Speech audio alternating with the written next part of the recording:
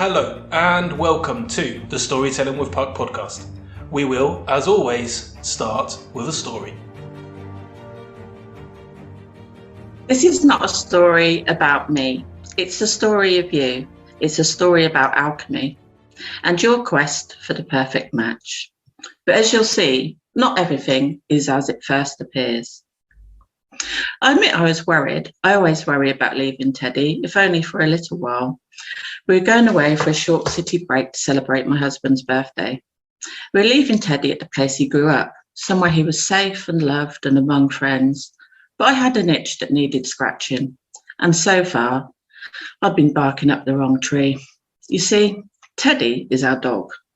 He grew up in a Vizsla rescue centre where he was brought back from the brink of death and hand-reared by the lady who runs it.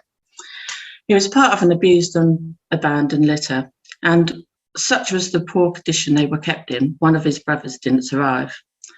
Being half Vizsla himself and growing up with mostly Vizslas, he acted just like one, basically a soppy Velcro dog.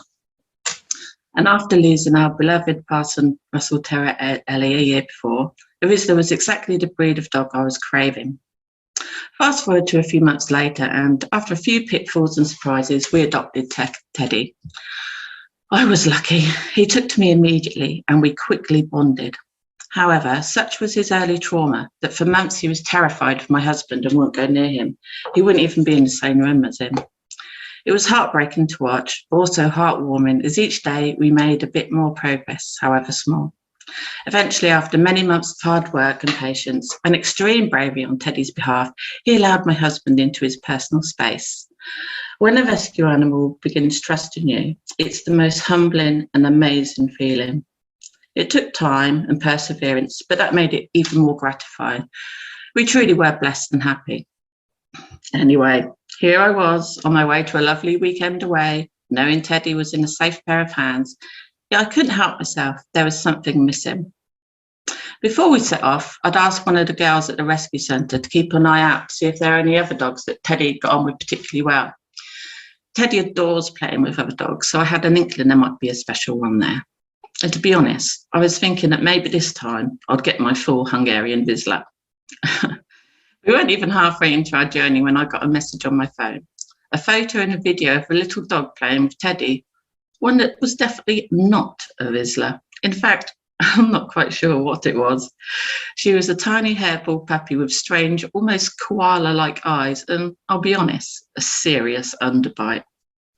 A canine underbite, for anyone who doesn't know, is where the lower incisors are in front of the upper incisors, a feature you often see with British bulldogs and the like. But she definitely wasn't a bulldog. To be honest, she looked more like a miniature Ewok from Star Wars. In fact, I was later to find out that her breed, or what we think is part of her breed, were allegedly George Lucas's inspiration for the Ewoks. Unbelievably, she wasn't even a year old and had been abandoned. She was found stray wandering around a nearby village. I'm guessing the underbite didn't help matters. Naturally, we fell in love with her as soon as we met her and adopted her straight away. To be honest, I thought it would be a bit of a problem. I thought it would be the end of our long summer hikes with Teddy, or at least I'd need to put her in a rucksack and carry her. I imagined all the limitations she might have with a smaller lap-type dog. Also, they were such an odd couple and completely unlikely match. I thought there might be trouble ahead, none of which turned out to be true. In fact, she couldn't have been more of a perfect match for Teddy if we tried. Although they're chalk and cheese in every way imaginable, they get on magnificently. She's helped Teddy come out of his shell, and he in turn has developed into the best big brother anyone could hope for. They honestly love each other. The bond is so strong, it's quite incredible. From a poor start with nothing going in their favour, these two incredible beings are testament that not only can you turn your life around, but love will always win the day. But that's not the moral of this story. No. There's something else you need to know. You see, clients often tell me who they think their ideal client is. It's exactly the same when I coach and mentor people. They have an ideal in their head about what will or won't work. And then they seek those experiences and people out. But in my experience, they're often proven totally wrong. I think about this a lot. The lady who put Teddy and Tizzy together as a pair, knew them both. She'd saved their lives, literally, and hand-reared them both from puppies. She knew instinctively that they were the best match. This was borne out through years and years of hard-earned experience, even harder work, and hundreds of hours of studying dogs, seeing what works, what doesn't, who goes well with who and who doesn't. Just by being in their presence, she could see what we couldn't see. So my question is, what is it that's blocking your view? What blinkers do you need to take off to find your perfect partner? Maybe now is the time to open up to the opportunity that is hiding in plain sight. This is not my story, it's yours, and the story of your perfect match, as told to me by my dogs. I hope you too find your alchemical wedding in whatever you seek. Thank you for listening. Absolutely brilliant. Thank you so much, Eleanor. I think lots of people are going to be wondering if you're their perfect match as we go on a little bit later to talk more about how you can write with them and help their businesses. But for now, let's have a quick introduction to the Storytelling with Puck podcast. You're listening to Storytelling with Puck, the podcast designed to show the power of stories in life and in business. Stories connect us on a deeper level, which is why we'll be sharing, chatting about, and feeling the impact they have on every one of us. Your host, Stefano, is the founder of Puck Creations, and we work with your business to define a clear, consistent, relevant brand which stands out from the crowd. We use that brand to create content that makes your audience think, feel, and take action. Visit puckcreations.com to find out more. Before you do that, it's time for the longest introduction you've ever heard on Storytelling with Puck. She says she's no Shakespearean scribe, yet she connects your brand and vibe with your tribe. She opens a loop to lead you astray, but she'll bring you back to where she wants you to stay. She sometimes uses rhyme. Her words sound sublime. But one thing's for sure, she's the choice for the smart entrepreneur. Looking for a pedantic grammatist? She says there's no way she can assist, as she's a business owner and a brand storyteller, a friend in a tempest, or just mild stormy weather. She wrote this introduction, I'm only paraphrasing, but here are my words, this lady is truly amazing. If you're not already, you'll soon be sold. Our guest today is the compelling Eleanor Goold. Eleanor, I hope you don't mind me butchering your words. Please introduce yourself. I love it. I think that's fantastic. Thank you so much. You're such a creative genius. I'm really pleased to be on Storytelling with Puck, and it's great to be in your presence. So thank you for that. I think you know that the feeling is completely mutual. So who are you? Who are our listeners listening to today? Who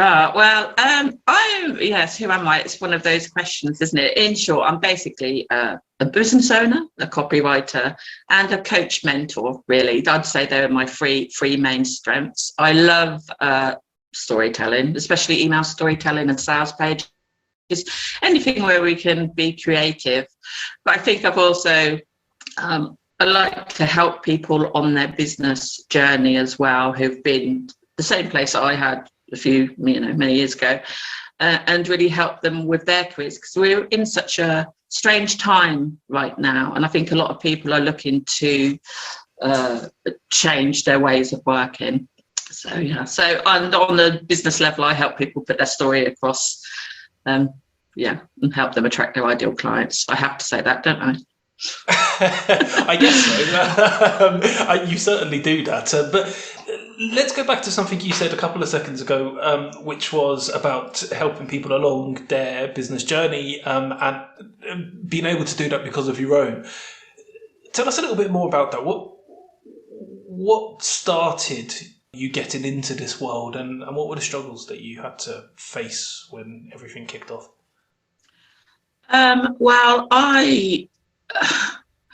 I got into it. I mean, I always, when I was back in the corporate world, which, by the way, I enjoyed most of it because it gave me so much experience. When I left, I kind of did the thing you're not supposed to do. I just gave up everything and just plunged myself into it because it was a kind of do or die type situation. So, if you're going to survive or you're not, sink or swim, which is a really daft way of doing it, I might add, but it did teach me a lot. So I kind of fell into it, really. I initially retrained as an animal therapist, hence why everything is all about animals, obviously, looking after dogs, mainly dogs and horses. I was soon to realise that business model doesn't work, especially not for someone like me, because I'd just say, oh no, I'll help your pet for free, Oh, such a cute pet. I'll help. Yeah. And I had no idea about business. There wasn't a market for it back then. It's all it's quite hard to do in the UK as well as abroad.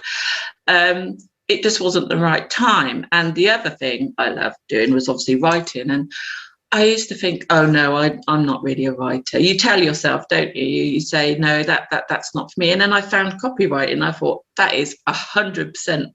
I knew I wasn't a novelist, or anything like that. I knew I wasn't a journalist.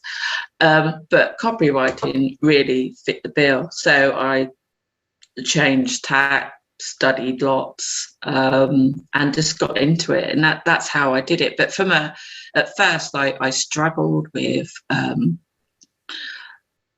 how to deal with clients. I didn't struggle getting clients, strangely enough, because my first client literally picked up the phone and said, can you write me an email newsletter? And I actually thought it was a joke. They'd found me on online. I'd been playing about my website doing SEO things, which I didn't know anything about at the time. And that's how they found me. They literally put in the search words that I'd wanted to, rank for, and that's how they find me. Tells you how long ago. Yeah, it tells you how long ago that was as well. So, I got my first ever client in that way. But other clients, I struggled with because I didn't know how to deal with them. I didn't know the process. I didn't know what they wanted. I put them on a pedestal. I didn't know what to charge. All those things. I was unsure of myself. So yeah. I think you're just going to have, I was going to say thousands of people. I wish we had that many listeners, but all of the listeners that we have nodding aggressively, who are like, yeah, I know what you mean. Yeah, I've been in that position too. So completely understandable that you had those initial struggles, not knowing where to position yourself, not knowing how to evolve, I guess, a client from being someone who asks you for an email newsletter to someone who is a loyal client who keeps coming back to you and keeps asking you for more work. But it's interesting that you say you enjoyed writing, but you knew you didn't want to be a novelist, and you knew you didn't want to get into journalism, but you knew that copywriting was the way to go. You felt that copywriting was the way to go. How did that become apparent? What was it about copywriting that made you think, actually, I can do this? This is something that suits my style of writing. What made you decide that was the right move? I think it's the psychology behind it, that really appealed. The psychology behind it, and the way I'm interested in persuasive language. That was the thing that appealed to me. How just a sentence can be so powerful. How words have such power. So it was that. It was that, and then I started watching films in a completely different way and reading books in a completely different way. I could never go back to the way I used to consume. I can't. Everything I see, I can see what you're doing there. It's like, it's actually quite terrifying. But so it was really the psychology part of it, and it just felt right. It just really felt right, and I think that's when I always come back to it. I try out different things, as you do, but I always come back to copywriting in the end because that's just who I am. I can sense that, actually, and I think anybody who's known you for even a short period of time probably can too. It feels like it's in your blood, and it comes out whenever you're writing copy, whenever I see any of your LinkedIn posts, whenever I see anything that you're doing on your Facebook group, which we'll talk a little bit more about in a second. But there's a big question which is almost unanswerable, but I'm going to ask anyway. What makes great copy? Yes. What makes great copy? I think the copy that speaks directly to the reader makes great copy. And to an extent, I feel it has to be meaningful. If it's meaningful to the writer, it's meaningful to the reader. Tell us more about what that means. Sorry, using the same word there, but tell us more about how that becomes apparent and why that's important. I think obviously you're always talking, you've got to talk to the reader. So if you're talking about yourself, or even if you are talking about yourself, you need to bring them into your story to make your story their story. About a bit like my story. That's not my story. I'm telling you the story of you and your struggle, not mine, not really. Or my dogs were. Yeah. So, and what I mean by meaningful is great copy. If you look at some of the greatest writers, you can tell just by reading it sometimes that when they were writing it, they put meaning behind it. Some of it might even be subconscious signs and symbols, but it meant something to them. And therefore, I think that transposes on pages. It translates to you. It's meaningful. I don't think I can ever quite put my finger on it, but I know it when I see it. And that's why I say it has to be meaningful. It makes a lot of sense. And you talked earlier about your story, and so Teddy and Tizzy, I think you're going to have lots of animal lovers just going into complete mush after listening to that. It's a beautiful story, and as you say, there's lots of different meanings you can take from it. You mentioned love will always win the day, which is kind of a beautiful, almost rom-com type renowned meaning. But there will also be lots of people listening who are thinking, oh, that's a nice story about your dogs. But what you said at the end and what you just mentioned again, I think was key, which is the meaning that is attached to the audience and the person reading. It doesn't always have to be that you're writing about them. It doesn't have to be that you're writing directly to them, but they have to connect with it in some way, shape or form. Yeah, it's an alchemy. It's alchemical, isn't it? So that's why I mentioned that as well. It is a form of alchemy. You're spelling, you're creating spells, Yes, indeed. And so tell me more about blinkers. You mentioned blinkers at the end, taking the blinkers off, understanding who your ideal client is and creating content for that ideal client. But people are often actually not creating content for their ideal client at all because they don't know who their ideal client is. So how do you get those blinkers off? Or they do know who their ideal client is, but they don't want that ideal client.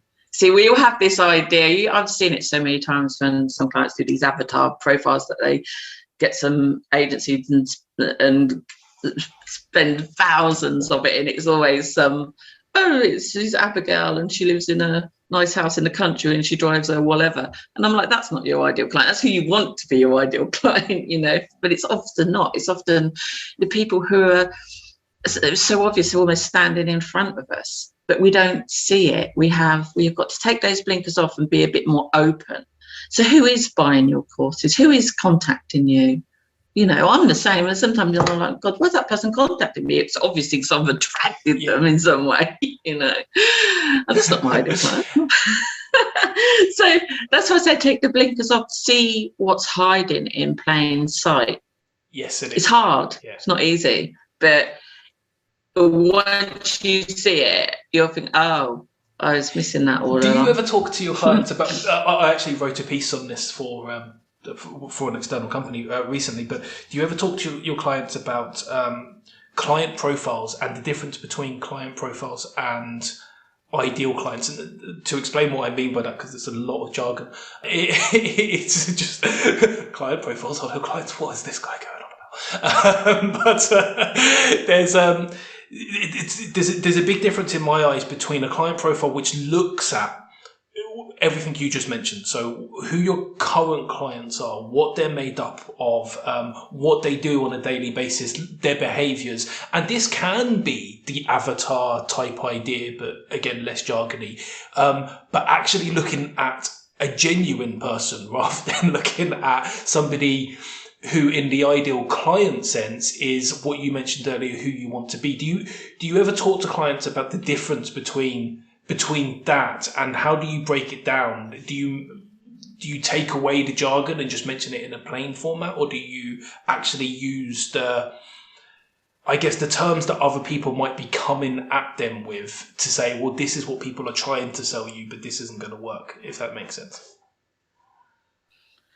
Yeah, I see what you mean. I mean, you know, when you break down like the psychographics of anybody, it's not going to be the same as what you think. We're complex human beings, aren't we? So when I take it for a copywriting client, certainly I'll have a questionnaire and I'll ask them. And usually when I ask them about their ideal clients and their hopes and their fears and what they value, they'll come up with something and they'll get stuck. And that's when I think, I've got to get on a call with you, because once I explain it to you, or just have a general conversation, they'll usually drop a few gems there, and I'm like, you know, here come the truth bombs. So that's an easier way of doing it, and I think that's what you were referring to. No, it is. It's about digging in a little bit more, I guess, and how do you? Yes.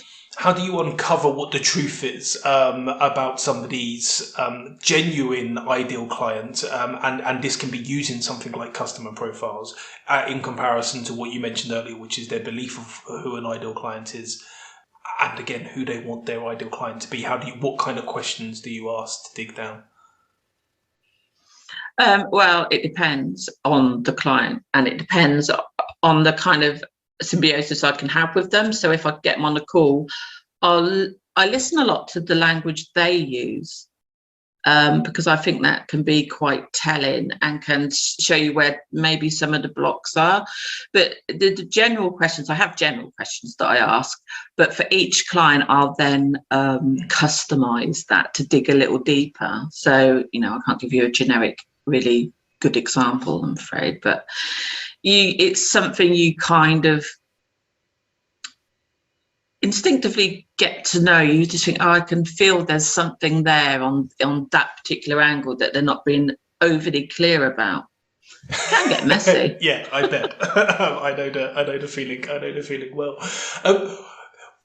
The reason I read that piece to introduce you earlier, which you wrote, and I just tweaked a little to put it in the third person. I did not mention it. You enhanced it. I basically just put it into the third person to talk about you rather than you talking about yourself. But this, I cheated a little because that came from a wider post, and that post was it started off with a brilliant hook, which said something along the lines of, "There's something that most writers will never tell you, or most copywriters will never tell you," and it said something along the lines of, "I can't write," which is a fascinating way to get people to continue reading. You're never going to stop reading once a copywriter tells you they can't write, and that's part of the skill of what you do, is that hook which brings people in.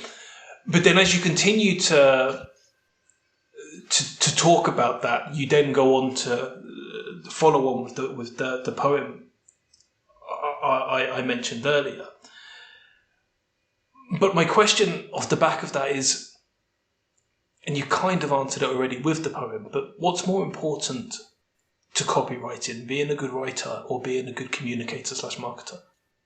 Communicator, 100%. You can be a brilliant writer, you really can. And I admire people who can write properly. They're amazing and they use grammar perfectly, but that doesn't, to be a copywriter, you have to be able to communicate, and that is all that matters. You've got to be a good writer as well. Of course, grammar matters. Of course it does. You know, all these things, but that's not the most important thing. And, you know, I do get in a bit of trouble whenever I say that, because people say, "Oh, I've, you know, studied and I've done all this and I've done that, and I've got all these degrees and journalism degrees, blah." And I'm like, yeah, but copywriting's not bad. So what is it? So what is it about? If it's not about writing, what is it about? It's about reaching out to people and speaking in their language. It's about selling, really. And we're always selling, as I think, was it Daniel H. Pink? Yeah. His book. We're always selling ideas. We're selling, sales is a dirty word, isn't it? But we're always selling, we're always persuading people. And persuasion is not manipulation. It's just, we're always persuading people, or using, our words or actions to get people to, do what we want them to do. It's interesting because you said persuasion is not manipulation. I have a saying which I sometimes use. I say a saying, I think I made it up, which is that persuasion and manipulation are two sides of the same coin. I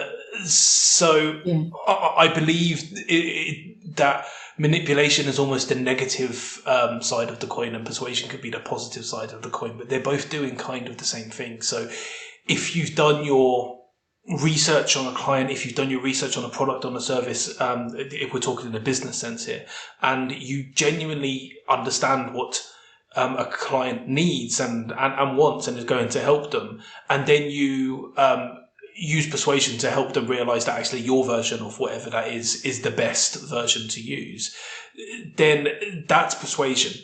But if you manipulate people into believing something's good when it's actually awful, that's the difference between the two. When, in my opinion, what are your thoughts on that? I feel the same, and I think when you manipulate people, you're doing it intentionally, and you see it a lot. People use emotion to manipulate people from the word go, and it's not a good thing. So they'll use emotive storytelling hook, or I could, with my story of my dogs, I could hit you hard on the rescues bit if I wanted to, really hard. And I could have you crying, but why? And then at the end of it, give you a really key message. And I could get you to buy something, but why would I do that? That's manipulation. Persuasion is just showing you the options, what we think is best for you. Here's the option. You can take it if you like. But doing it in a let's say emotion-like way. That's the way I like to see it. Manipulation is intentional, where you're not doing that for the reader's good, for their benefit. You're just doing it entirely for your own. Whereas being persuasive, we're all persuasive to an extent. We can all use that power. Yeah, and I think most people do, even within their daily lives, if they're tired and they want to persuade their partner to go up and make a cup of tea. Or your kids to go to bed. Yeah, exactly. Well, it's definitely never our intention to manipulate you here on Storytelling with Puck, but we hope the wonderful guests and stories that we share persuade you to keep on listening. Our guest in this episode is the compelling copywriter Eleanor Goold. We've heard her heartwarming story of Teddy and Tizzy, we've discovered the challenges of really understanding your ideal clients, and we've looked at why it's okay not to be a grammatist when you're writing copy. The important thing is to be able to share a powerful story that connects with your audience. Here's another expert on persuasion and stories. It's the marvellous Andrew Thorpe.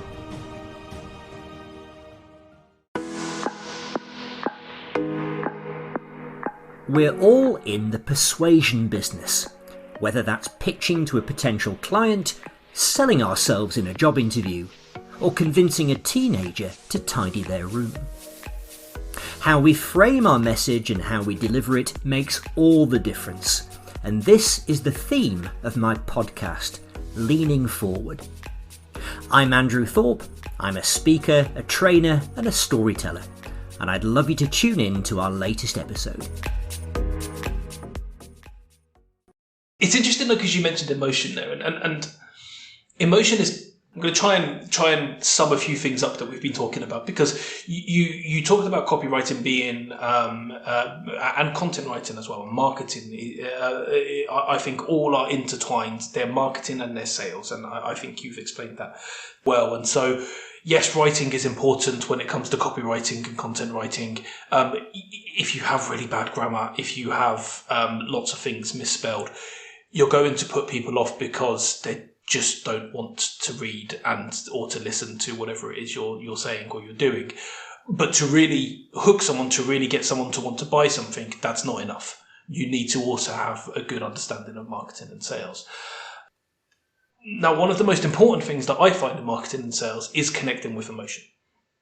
And you mentioned earlier the idea of the difference, when we were talking about the differences between manipulation and persuasion, that you can really dig down on someone's emotions in a way that is detrimental to them, because you know that you're playing to something which can hurt them or can make them change their mind, even though logically it makes no sense whatsoever.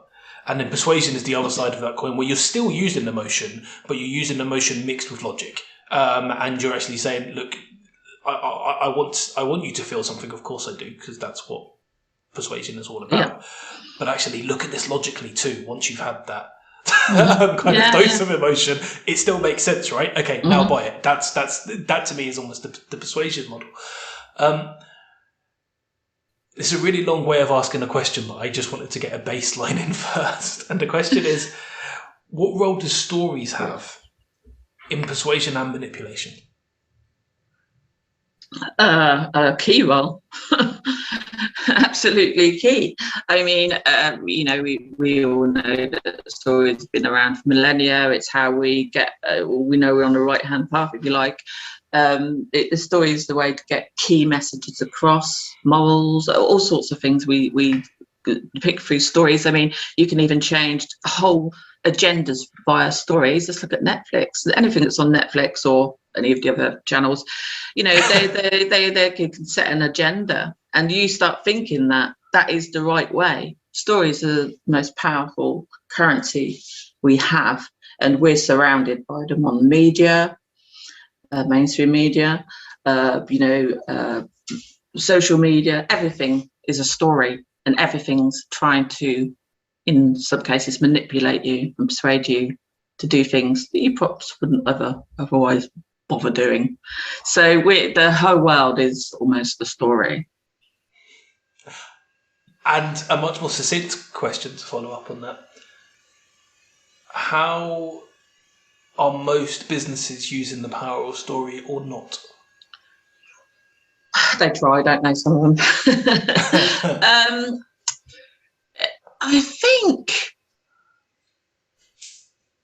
I honestly think that some businesses try too hard to tell a story, and really they forget that their story is just their people or their culture. That's story enough, or their product's really bloody good. That's your story. You don't have to make up some other thing, or try and be with whatever the latest craze or trend or political agenda is. Don't do that, because you're not telling me a story. That way you're just trying to manipulate me. That's the way I see it. Tell me your real story, and you do that by just showing, I think authenticity comes through. It permeates from the top down, if you like, through your people, right through to your product or to your service. So that's your story, really. That makes a lot of sense. And I completely agree. I find it's a very difficult job sometimes as someone who is constantly trying to promote the power of stories. That's what this whole podcast is about. It's what Storytelling with Puck is about. It's what a lot of Puck Creations deals with. And I know it's what a lot of creative copywriting deals with too. But it's very hard sometimes to find the line of helping people to understand that stories are powerful and they're important, but it doesn't mean you tell the same story as the rest of the world. It doesn't mean you have to go on this massive hero's journey, which again can occasionally be useful, but it's so overdone, especially if it's not genuine. Make the customer your hero. How many times I've heard that? All right. Yeah, exactly. And the thing is, there is a genuine power to that, and it can and does often work. There's no. 100%, so I'm not trying to say don't ever do that, but as you mentioned earlier, I think the point is, it's realizing that there's a story in everything. Well, yeah. And also, here's a thought. Your story needs to go on the hero's journey. you know. Yeah. Explain more. I like that, but explain more. Well, the hero's journey is all about, you overcome the obstacle, you slay the monster, blah blah blah blah. There's all the different archetypes in there. Well, here's a thought. That's what happens to your company, isn't it? When you first start it and you go through all the obstacles, you know what I mean? So your story has to go through the hero's journey. Huh? Yeah. We're getting meta, aren't we? Or meta, or whatever the word is. Yeah, we are. Yeah. I'm not sure how it's pronounced, but yes, we definitely are. Meta, scone. But no, it's a good point, and I think that's sometimes what people, what businesses miss as well, is that so as you say, there's the inner story, there's your story that you're going through the hero's journey, the ups and the downs, the triumphs, the failures, but there's also simpler stories. There's the story of the product. There's the story of yesterday.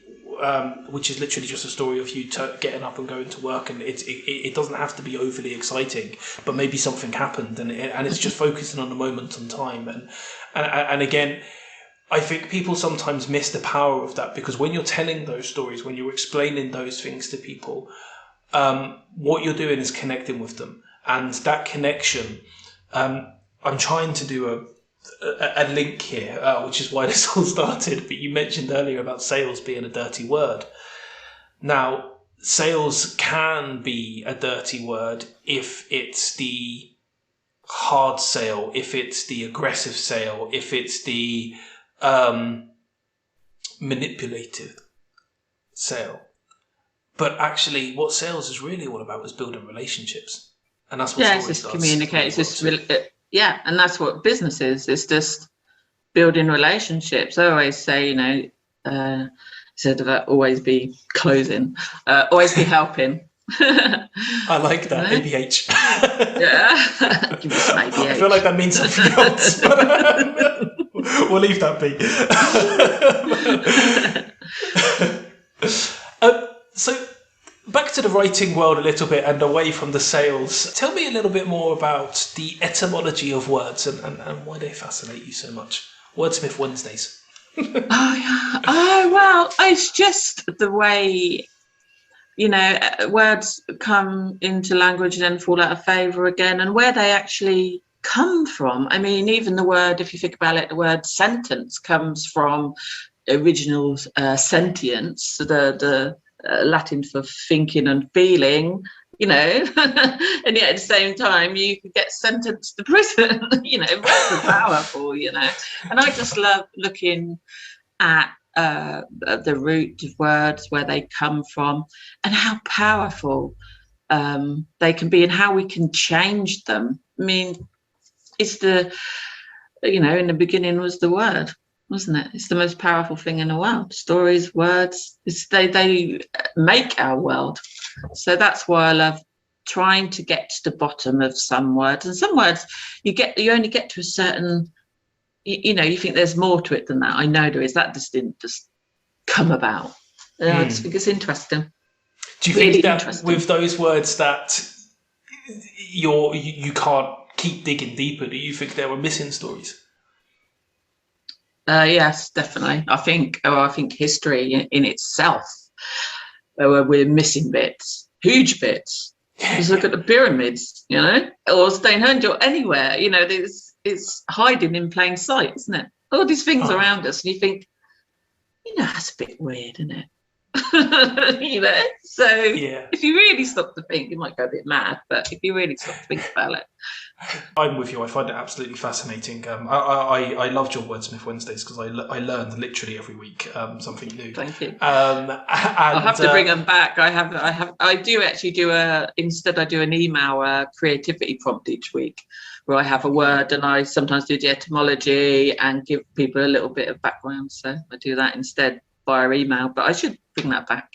Bring it back. I will sign a petition. Bring back Wordsmith Wednesdays petition. But you're right as well, because when you talk about the history of words and words going missing, and then history going missing, and the old cliche, but it's true about history being written by the victors, and so therefore there's all this history that we have no idea about, but yet there are things that we discover and think, hang on a minute, that doesn't come from anything that's in the books that people have Yeah. written. I think something that's in a broader worldview, lots of people, including myself, sometimes forget is that when we were talking earlier about persuasion and manipulation, and we're always being persuaded to do or to see something, is that in everything we read, including history books, including the politics that we see, including at school, obviously, including in the workplace, someone is trying to persuade you of something, and so you have to always take everything with a little bit of a pinch of salt. Yeah, there's always an agenda. There's an agenda behind everything. Exactly that. But also, the when you're talking about words, what's interesting is, when you speak in a different language, and that word is not in that language, or there are words in that language that, it's not in the English language. So that stops, that's how we perceive the world. So we haven't got the word for it. How can we perceive it? So that's how powerful words are. So when you start taking words away or changing the meaning of them, which happens a lot nowadays, we're changing the way we perceive the world. It's a really powerful point. Tell me a little bit more about your understanding of foreign languages and how you've come to realise the point you just made. Which languages do you speak / understand? English, rubbish. Hungarian. I did a little bit of French. I did German at school, but I wouldn't say I'm fluent by any stretch of the imagination. But I've always been fascinated by languages. But there are words in languages that just don't exist in the English language. And the English language is just so fluid, isn't it? Because it's the world language, really, whether you like it or not. And so we've got lots of influences in it as well, most of which we've stolen from other languages, obviously. Yeah. Pretty much all of it, to be fair. It comes from an Anglo-Saxon Germanic background, Norman and Latin. There's almost nothing that comes pre those times, I don't think. Yeah, kind of a bit of chav Latin, for anything, So, we have words, and other cultures and languages have words that define actually their culture. So something that goes on in one culture, we're not going to have a word for it, do we?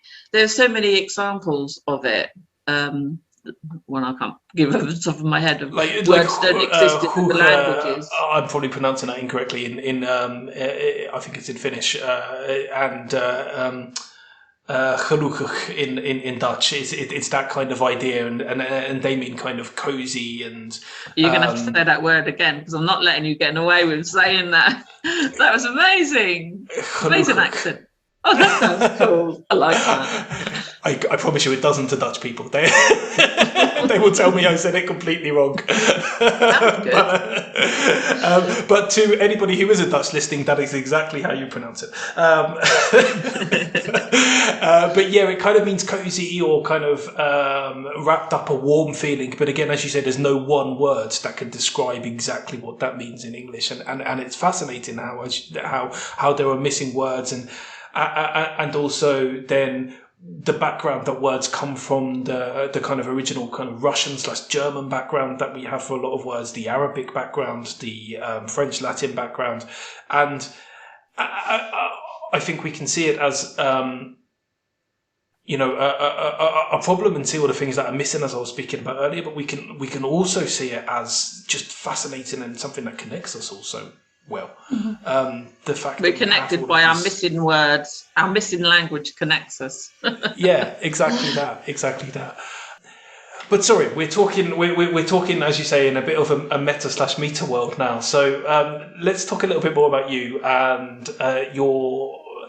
what it is you're doing now. You mentioned to me before we actually got onto the podcast, and I think you might have said it at the start of this as well, that recently you've been, as well as all of your incredible writing work and the copy work that you do, you've been coaching some other people in their businesses. How has that developed, and what do you do to support them? Okay, well, it started a few years back actually when I first started, and I had some people just contact me and say, "Can you coach me?" And I went, Right. Basically, I thought, well, with what? But they were so insistent. So I took on, and it was a great success. First of all, it started, I think, with LinkedIn coaching. People wanted my help with their content. And, so I said, well, I don't write LinkedIn content for my non-corporate clients. I'll help guide you. And it's the same with some other people who are just starting out in their business. So it's a service I provide that instead of writing the copy for you, because some people are quite precious about their copy or want to be more involved in it, and I get that, because that's an extra skill you can develop. So I'll help guide them or do copy critiques, and that often slides into, well, hang on, let's have a look at your offers, so that's. And then it evolved into, oh God, I've got terrible imposter syndrome and I need some mindset issue help. So of course, because I've been there, I wouldn't say, I say, this is what you should do. I say, this is what worked for me. Let's see if it works for you. Or this is things that have worked for other people. Let's see if they work for you. So it's more of an organic thing. Obviously, we have goals that we want to, achieve. But I often find, hence the story, is people come for me for one thing, and it's often not that we end up solving. It's something else. It's always something else, and I think that's not what you came to me for. It's always something else that's hiding there in plain sight. Interestingly, though, I've spoken to consultants and the coaches in the past about and as you say, hence the story you were talking about earlier on. Often people don't really know what they need support with, but they know they need support.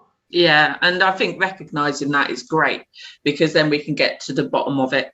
I don't do this whole kind of come with me on a 6-week program and I'll charge the earth.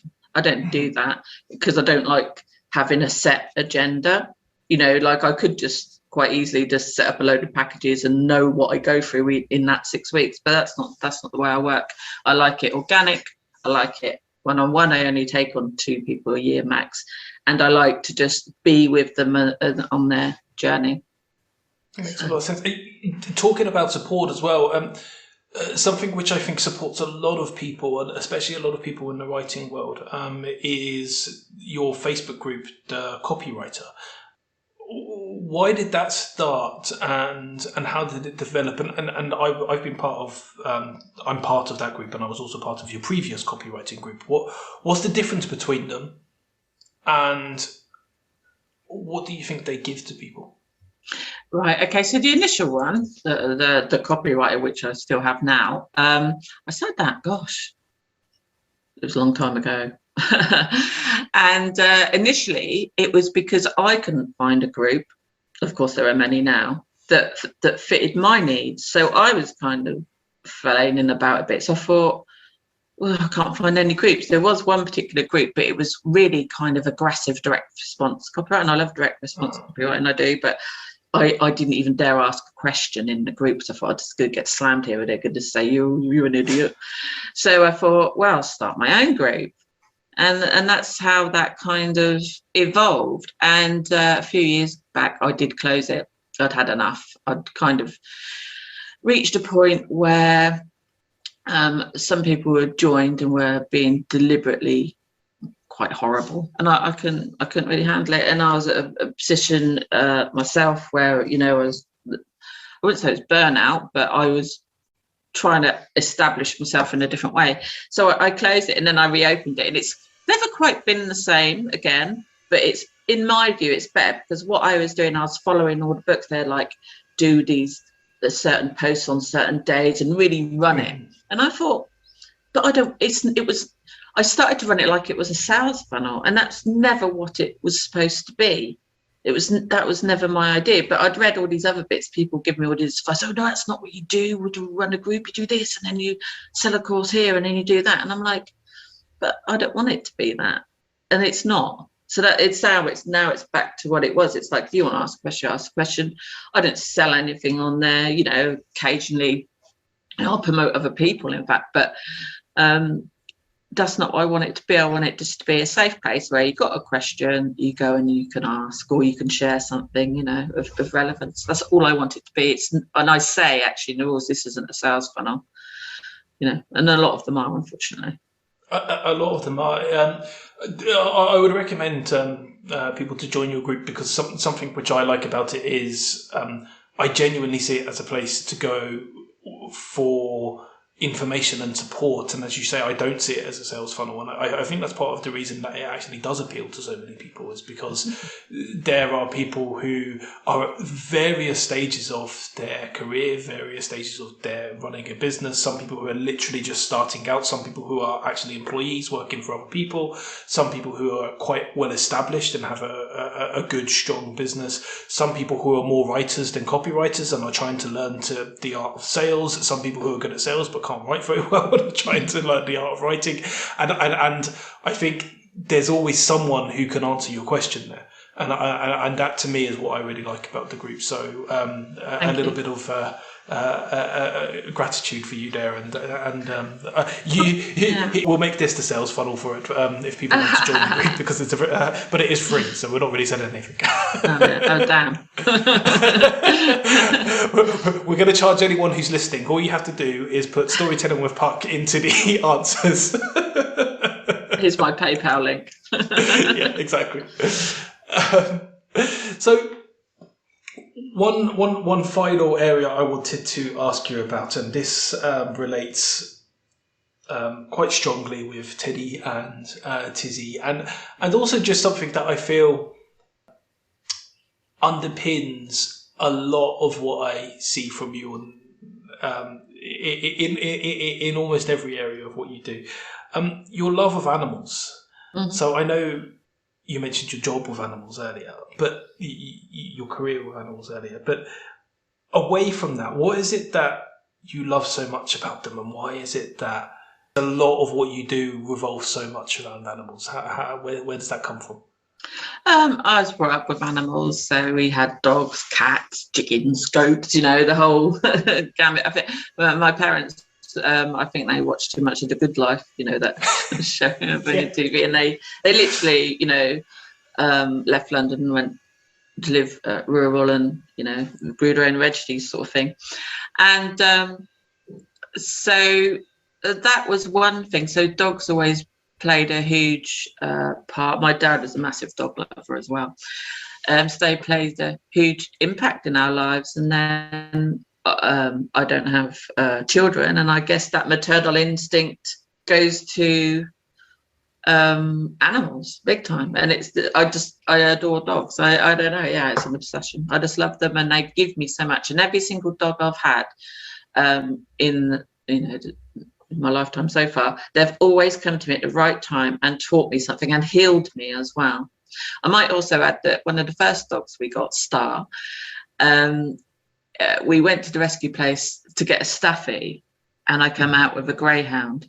So that's just so every time I go to a rescue show, I come with the opposite dog that I go in for, every time.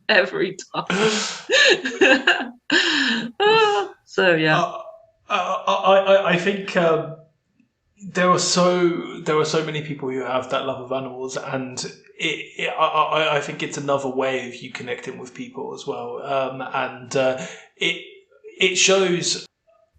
I believe it shows different parts of your personality, and if you can love animals in the way you do, it shows a different side to you as well. And so I think it's nice that it comes through in everything that you do, and I think it's possibly part of the reason why people connect with you. Yeah, for I like my dogs. To be honest, I connect with people if they've got dogs or cats. Don't mind really. Any animal. Any animal will do you. I'm sorry. I'm not warm and fuzzy like a lot of. Yeah, you are though, really, aren't you? You are warm and fuzzy. You've got Puck. You've got Puck. Isn't that I have animal? Puck. That's true. I have. Jeez. I probably shouldn't say I have a goat in case people will think it's literal. But you are a goat. I am a goat, yeah. So it's been absolutely amazing having you on the show, and I'm sure that there are going to be so many people who would like to connect with you. There will be people who want to hire you, but they may not yet know how to do that or where to find you. So can you give them that information, please? I'm Eleanor Goold on LinkedIn. I also have a website, Creative Copywriting, with a K and without an E. But I'm sure you put that in the links. So they're the two main places I send clients. If you obviously I'm other places as well, the Copywriter Facebook group. I'm on Twitter as the Copywriter, and I'm on Instagram as Eleanor the Copywriter. But the main thing would be LinkedIn for genuine inquiries. Please send all your genuine inquiries here and all other inquiries to... all other inquiries. Send me anything else. Send all other inquiries to Puck Creations. If you send a picture of your dog, you get a discount. If you've got an animal, you get a discount. You shouldn't say that. People will take you up on it. But no, we'll make sure we put all of your links onto the show notes so that people can find you, and I'm sure they will be finding you. But for now, Eleanor, it has been a genuine pleasure. It's been too long. We'll have to catch up again soon. Thank you so much for joining us. Thank you for having me. It's been really good. I must say I was quite pleased with myself, because usually when I read that story I cry.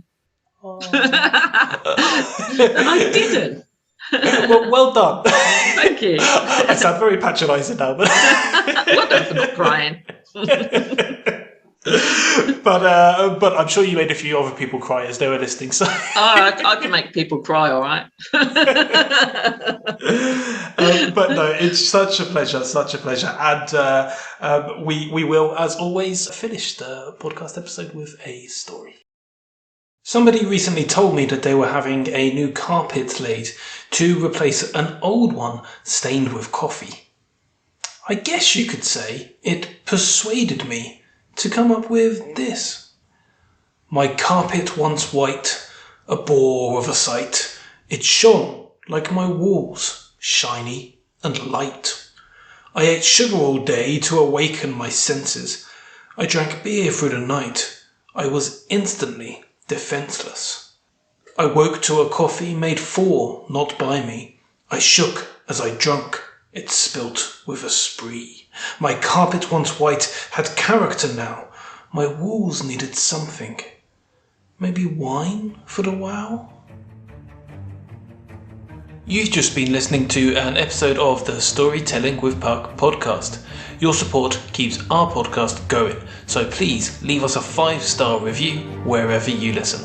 Subscribe to keep up to date with the latest episodes, and never forget the importance of sharing your stories.